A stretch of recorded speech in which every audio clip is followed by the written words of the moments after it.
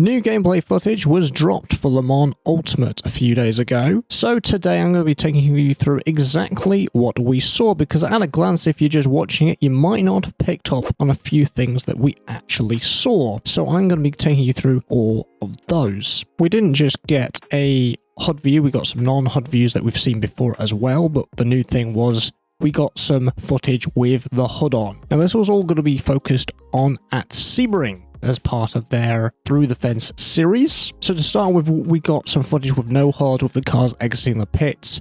We got a good look at the pit lane at Sebring, which featured hypercars, LMP2 and the GTE classes. Now it's unconfirmed if these no HUD pieces of footage will utilize in-game cameras or not. I am actually hoping that it is, and they're actually showcasing what we can replicate in-game, but we'll have to wait and see. Now partway through, we got a look at the UI, we got a look at the main menu. Only for a couple of seconds, but what did we see if we freeze that screen? Well, we got to see a few options. We saw Race Weekend at the top, and going down we've got Online, My Profile, Settings and Credits. And up in the top right, you'll notice that you've got your driver name, your driver rating, your safety rating, a settings gear, and a close X icon for you to close the game. Now past that couple of seconds of looking at that main menu, we got to see the options of a race weekend. So this would be a single player. So we actually do get to see the AI in action here. So at the top, we see what order we're going in. So it's going to go circuit, car class, car, and event settings. And I'm assuming you can click to go back once you've gone past one of these screens to change it if you want. We didn't see this happen, so that's a bit of speculation. But if you did want to change it, I'm assuming could go back. First of all, we got to see the circuit, so all 7 tracks were displayed with a track map as you've selected them. It also shows some track info, so when the track was originally opened, its distance and the number of turns. Then they switched to the car class selection between the Hypercar, the LMP2 and the LMGTE AM with a description of each. So if you're not sure what the difference is between each classes, it kind of explains it. For this showcase, the Hypercar was selected, which went to the car selection, where you could scroll through all the cars with the different teams or click on a specific manufacturer you wanted at the very bottom. For this instance, the Cadillac Racing Cadillac V-Series R was selected. And then we have a go and have a look at the event settings. So no settings were changed during this showcase, but we did get to see what the sort of things we could change. So it does tell you the track you've selected and the car, but there's also an advanced button. Again, we don't see that screen. What we do see is practice, which is enabled with weather conditions, the type which was set to open, and the length which was set to 1 hour. As for qualifying and race, they were grayed out and being disabled. And this is obviously an assumption based on what we can see here, but it's customized to what you want. So if you want to disable practice, like it is in this demonstration, you can just do practice. I'm assuming you can disable practice and just do qualifying and race. Or if you didn't want to do either of those, you can just dive into the action. I'm assuming you can do that. That's speculation, of course, and not actual fact.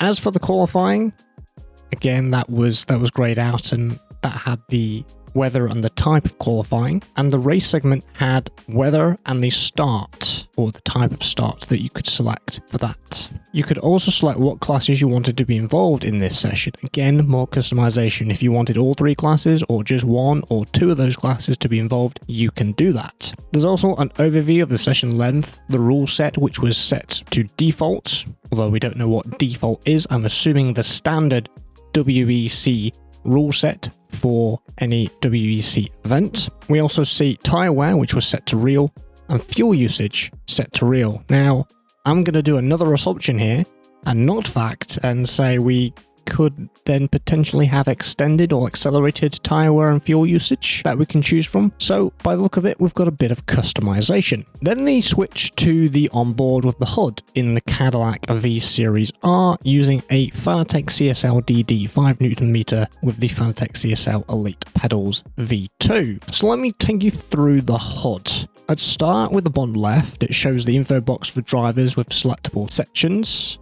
and what was currently highlighted was the current relative. Now the next is guesswork based on the symbols. Nothing's confirmed here, but I'm guessing the next one from the relative is the car make model, the fastest time, the tyre wear, the fuel, battery, and then damage.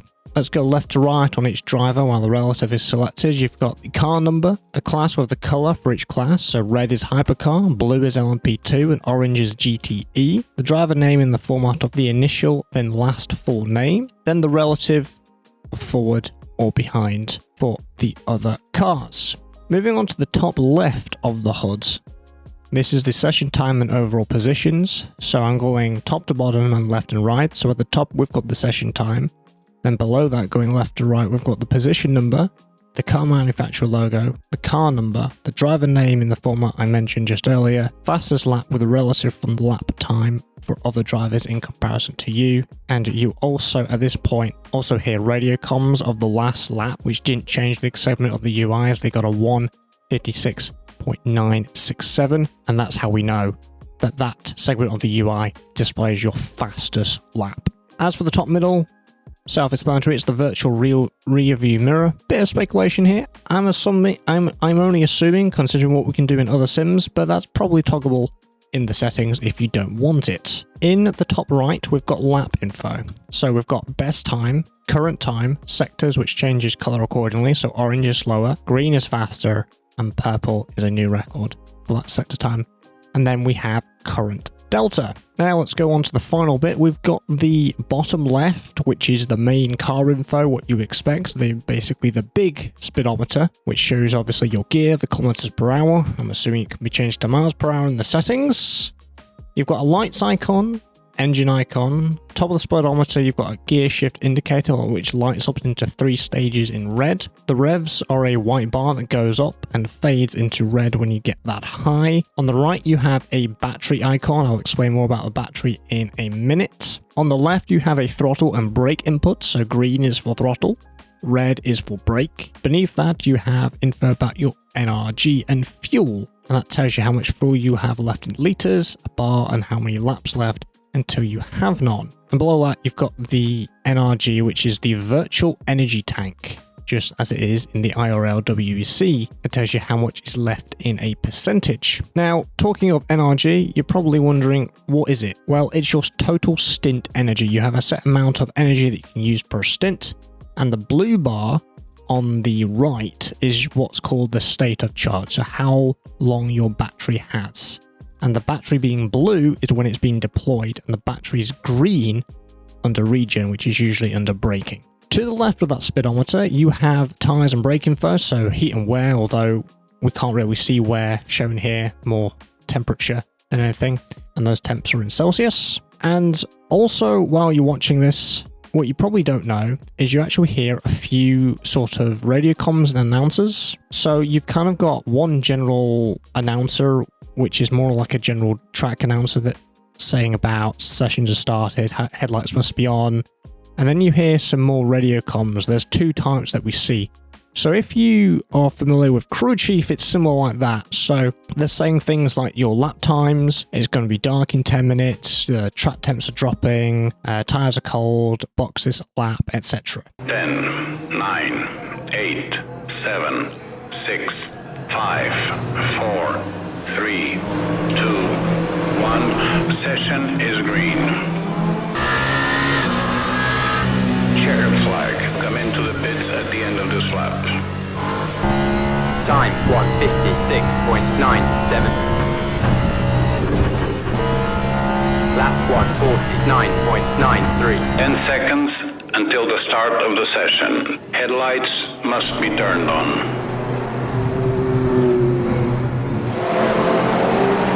Let's get dialed in. It's going to get dark in the next 10 minutes. Track temperature is dropping. Expect there to be less grip. The final clip was another onboard in the Glickenhaus SCG-007 from the perspective in a sim rig this time. So you could see how the game plays if you had a wheel setup. This is a clip where, although I mentioned earlier, if you remember I said the color of the delta in the top right turns purple. We didn't see that in all the other earlier clips. If you've been paying attention, you'll be able to see it go purple in this, letting you know that that sector was a purple sector, aka the fastest that session. And this kind of demonstrates that the session was set up to be a solo practice. You might not notice it at a glance, But if you look specifically at the screen, you'll be able to know that it is set up as a solo practice. So there's no other cars on the track if you look at that UI.